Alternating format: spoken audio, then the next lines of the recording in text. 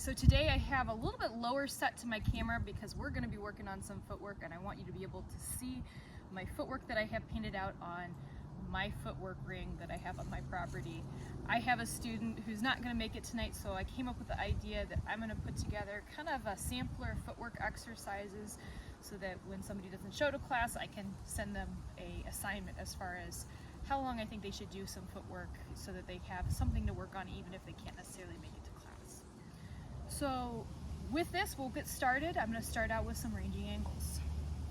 So for this exercise, most of my students should already know this, but you can stand either square, or I prefer if you stand kind of in a bladed stance.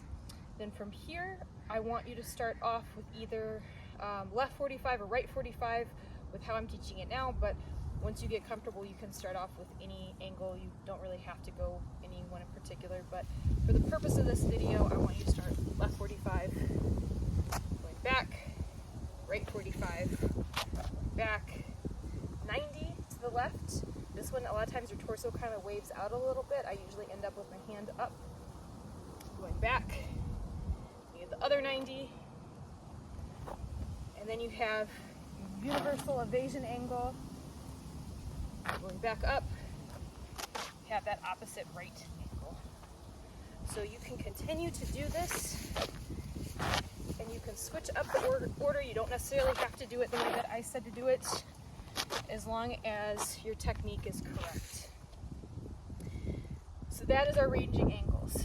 And usually what's recommended is isolating one side. So you do left, right,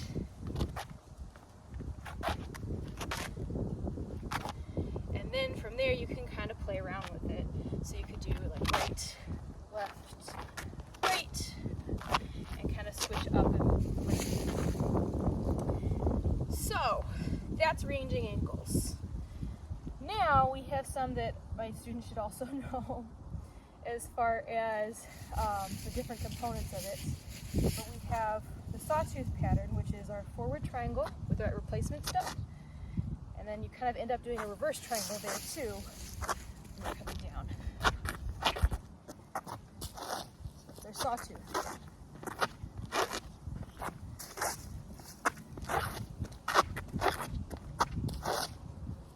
So you have that one. Now I have the hourglass. It's also kind of mapped out with my circle. So with this, I'm going to end up starting on this side because that's where I'm at. So you do right, switch over that base, left, switch over,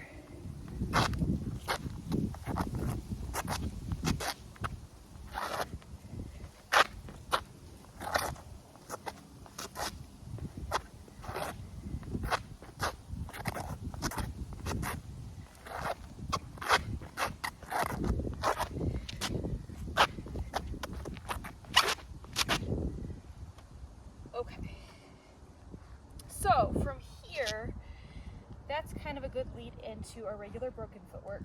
Usually you can put a stick down and measure it off that. I actually kind of have it measured off of my triangle here because I have the encompassing footwork all mapped out here too. So with that, you're going to do that broken footwork forward and back. So a full 100% step would be the whole stick length. Half a stick length. We could do even smaller. And the intensity should still be there with the small, the same as if you were going big. You can play with that. Do one big, one small, you can kind of go from there.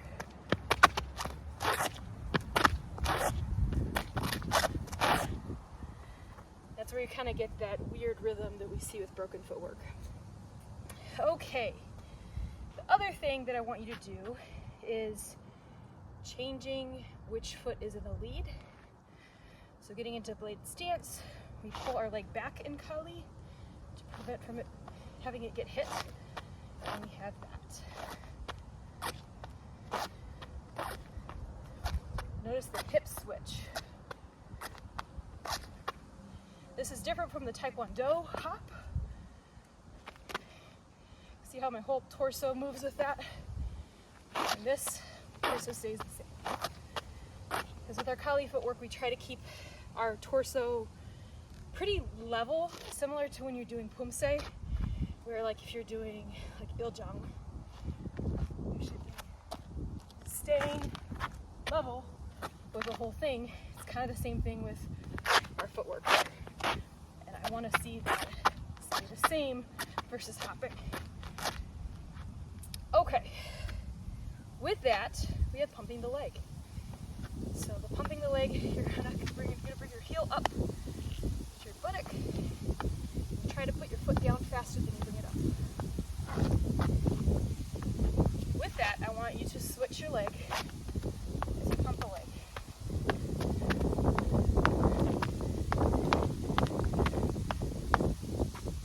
Okay, so there's pumping the leg, there's raging ankles, there's the broken footwork, sawtooth pattern, and hourglass. The one last thing I'm going to leave you with would be the circle and slicing the pie. So starting off in bladed stance, you step in, not going within the circle, back out, step in, out, in, out, in, out, in, out, in, out,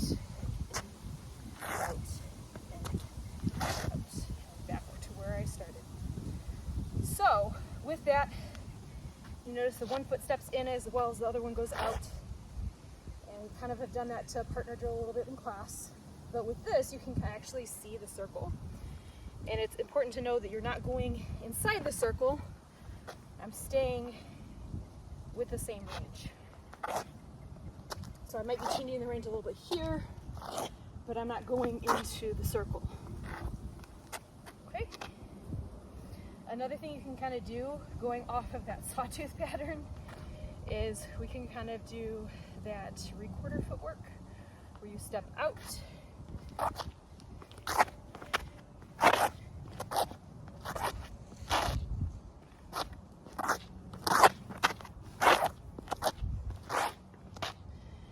and then I was always taught if you do the right side, it's going to look a little bit differently because of how your opponent's moving. So you go out,